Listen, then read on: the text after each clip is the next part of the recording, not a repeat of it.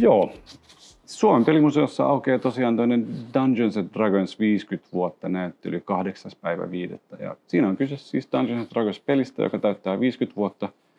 Näyttelyssä esitellään erilaisia pelin sääntöjä, laitoksia ihan siitä ensimmäisestä niin sanotusta Original DD:stä, eli vuoden 74 DD:stä, missä on siis 3 kirjaa alun perin ollut tässä näin.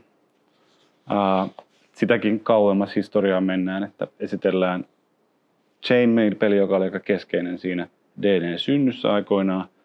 Sitten on näitä myöhempiä laitoksia, niin kuin muun muassa nämä suomeksi käännetyt Punaboksi ja Siniboksi, ja sitten tietysti tullaan ihan nykypäivään asti. Ja tämän vuosikymmenen laitoksia 5 DD:ssä, ja vielä vähän kurkataan tätä ihan uusinta, että mikä se tulee olemaan.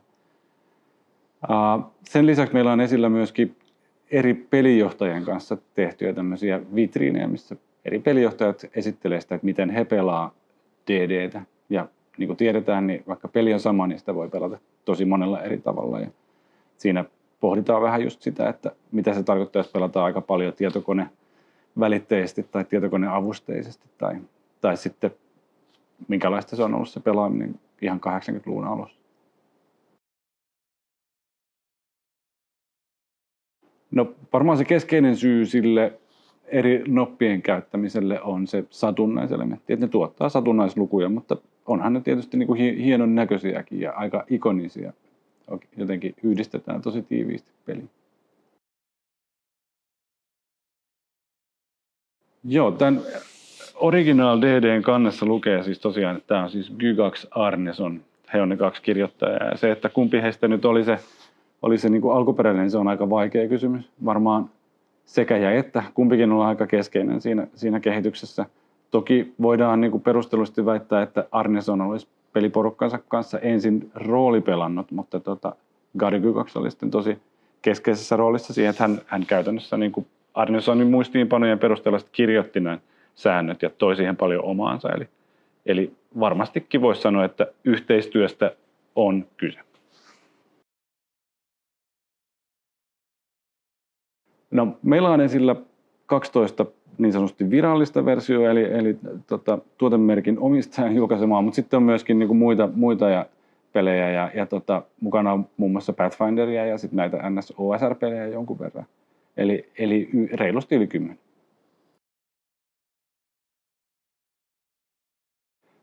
TSR eli Tactical Studies Rules on siis Gygaxin ja kumppaneiden aikoinaan perustama osakeyhtiö, joka siis julkaisi tätä DD:tä, ja siinä lukee Original DD:nkin kannessa, että Published by Tactical Studies Rules. TSR ei sinänsä enää siinä muodossa ole, että oikeudet on nyt ihan muulla taholla, mutta se alkuperäinen julkaisu.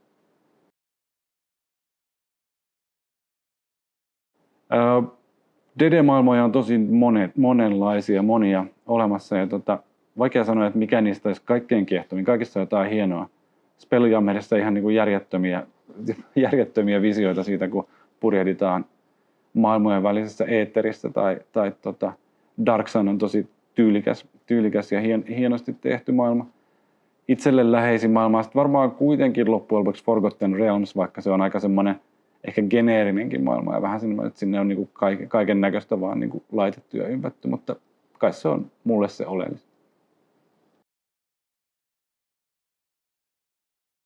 Joo, lisäosiahan on tullut valtavasti DD:hen jo alusta asti. Aluksihan TSR ei itse oikein uskonut siihen, että kannattaisi julkaista. He odottivat monta vuotta ennen kuin rupesivat julkaisemaan moduuleita, mutta sitten tuli tämmöisiä seikkailuja kuin Tomb of Horrors ja muita klassikoita. Sitten kun tuli ADD:n toisen laitoksen aika siinä 90-luvulla, niin niitähän rupesi olemaan tosi paljon. Ja tosiaan puhuttiin siitä, että niitä pelimaailmojakin oli jo ihan liikaa. Ja niitä oli myös kymmenkunta, nyt vähintään varmaan enemmänkin. Ja silloin jo puhuttiin siitä, että lisäosia on ihan liikaa. Ja niitä tietysti osa sit ulkopuolisetkin tahot julkaisi. Mutta sitten kyllä se niin kuin määrät nousi ihan valtaviin määriin sitten siinä, kun tuli 3. DD. Ja siinä 2000-luvun alussa, varsinkin siinä oli se lisenssi, millä sitten muutkin pystyi, SRD-lisenssi, jonka avulla muutkin pystyi julkaisemaan.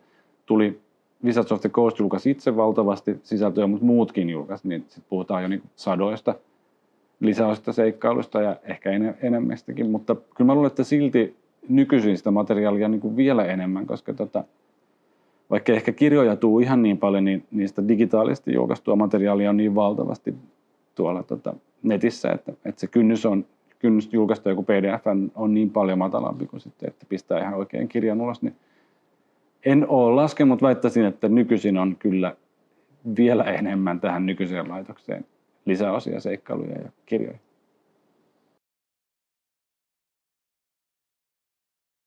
DD:n taidehan on muuttunut ja ehkä joku voisi sanoa kehittynytkin. Jos katsoo näitä alkuperäisiä DD-kirjoja, niin näissähän on aika semmoista niin kuin harrastajamaistakin kuvitusta. Katsotaan, löytyisikö täältä joku hyvä esimerkki, kun vähän lehteillään.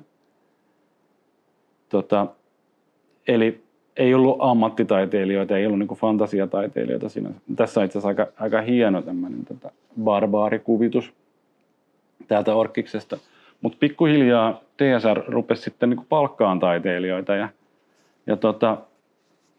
ehkä sieltä mä nyt nostan tämän vuoden 81 Basic Setin kansitaiteen, mikä on siis Errol Otuksen taide. Ja tää on mun mielestä ihan mielettömän hieno. Siinä on tosi omaleimainen jälki. Mutta ehkä nämä tämmöiset vähän niin kuin omaleimaiset jutut jäi sitten pikkuhiljaa sivuun ja sitten tullaankin jo siihen 80-luvun puolivälissä rupesi olemaan aika niin kuin ammattimaista jälkeä. Oli Larry Elmore, jossa tuossa on niin kuin punaboksin kannessa hänen taidetta ja oliko sinisessäkin. Ja Keith Parkinsonia ja muita. Ja aika semmoista niin kuin hienon näköistä ja ehkä ikonista myös se. Ja nykyisinhän DD-taide on ehkä vielä muuttunut moneen kertaan tämän jälkeen. Että nykyisin on paljon niin kuin sarjakuva- tai manga-vaikutteita monissa peleissä.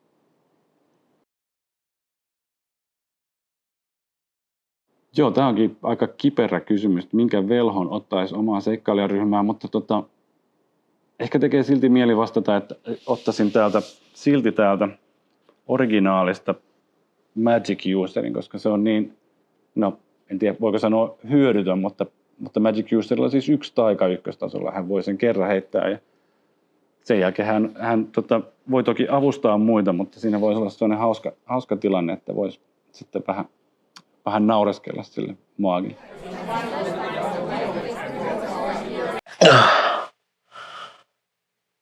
Huh?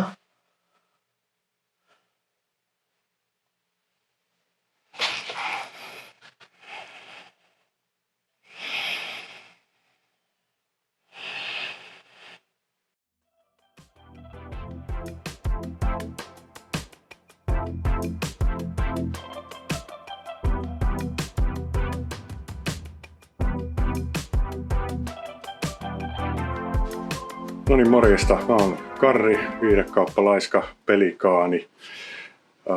Tässä on meidän myymälä ja meillä on täällä valikoimaa palapelejä, roolipelejä, lautapelejä, musiikkia ja hyvin paljon kaikennäköistä oheistarviketta, mitä kyseiset otetaan uusiksi.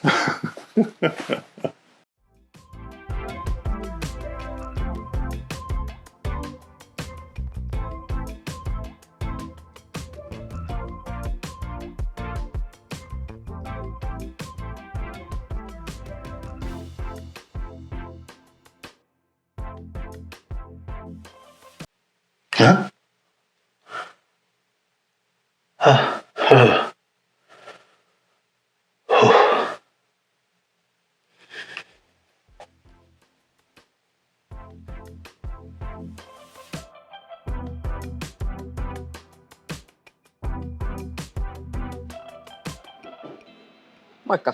Tervetuloa tavernaan. Tästä heti ensi alkuun katsotaan meidän pelimaksu. Se on 4 € per pää. Sitten jos on jotain opiskelijakorttia, eläkeläiskorttia, vammaiskorttia, varusmieskorttia, niin pääsee pikkasen halvemmalla. Ja meiltä löytyy muitakin opiskelija-alennuksia. Jos nälättää, niin meiltä löytyy ruokalistoja, juomia löytyy, pienpanimo-oluita. Mutta kaikista tärkeintä tietysti on noin meidän pelit, joita on tällä hetkellä semmonen päälle 900, mutta koko ajan tulee lisää. Meillä on ihan uutena asiana tullut se, että ollaan laitettu tommoset laput näihin peleihin. Näin niistä löytyy sitten helposti tää oma paikka. Esimerkiksi tästä meiltä löytyy Azulit C1, niin on helppo ohjata sitten sitä etsivät oikeaan paikkaan. Ja sitten on helppo palauttaa just omalle paikalle sit, kun on valmis pelaamisen kanssa. Tuolla pelimaksulla saa siis pelata ihan niin paljon kuin haluaa. Viikolla ei ole mitään rajoitusta. Meillä on vakiona varauksella 4 tuntia, mutta saa olla pitempäänkin. Viikonloppuisin perjantai ja lauantai maksaa sitten vähän enemmän, jos on yli 4 tuntia. Varauksia suositellaan tekemään, varsinkin viikonloppuisin ollaan sen verran suosittuja.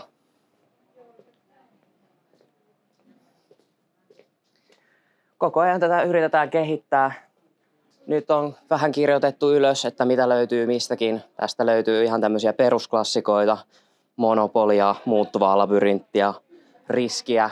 Sitten löytyy tämmöisiä trivia-pelejä, Trivial Pursuitit. Smart 10 on yksi meidän suosituimpia juttuja. Ja kaiken näköisiä partipelejä, hömppäpelejä löytyy yhdessä pelattavia isollakin porukalla. Tämä on varmaan meidän suosituin, meidän niin sanottu viikinkiloossi. Tässä on vähän enemmän yksityisyyttä, kun tähän saa tämän serminkin vedettyä. Roolipelejä vedetään aika paljon. Mä itse vedän täällä peluutuksia aina silloin tällöin D&D vitosetikkaa. Mutta muutakin kyllä tietysti täällä voi pelata.